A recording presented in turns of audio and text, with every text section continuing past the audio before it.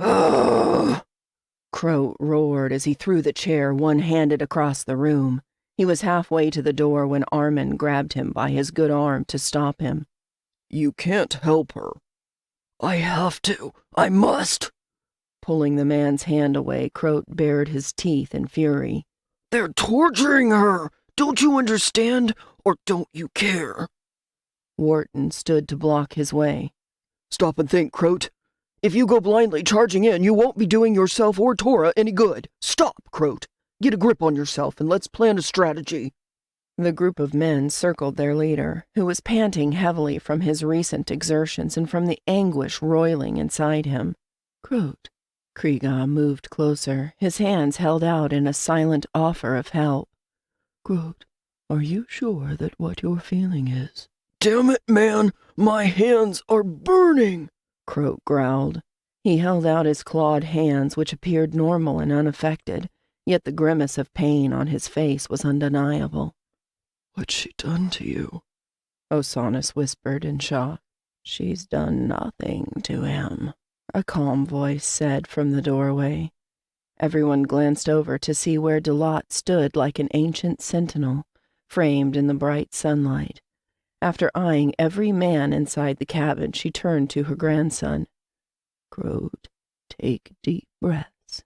Free your mind, or else anything you decide to do at this point will do more harm than good. She entered the cabin.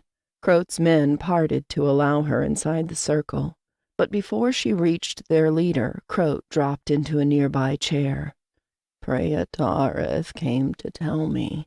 What do you feel, Croat? Delat asked him. I hear her screaming in my head, he gasped, fighting the terror and agony he was receiving from her. I can feel my hands, like they've been covered in fire.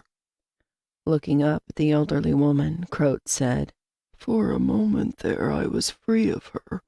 I think she was unconscious, but it was like whatever cord was running between us had been cut. I was finally free of her, and it was a feeling I never want to feel again. Delat smiled gently. Do you still believe she's put a hex on you? Croat shook his head. I don't know what to believe anymore, but I do know one thing. Someone has captured her, and they're torturing her, and I must stop it. Oh, Kriga asked. As one, the men had moved in closer now, no longer worried that Croat might go charging off, not with Delat there. You're still healing, Wharton pointed out. You can't hope to take them all by yourself. No. Croat bowed his head and paused to think as he weighed his options.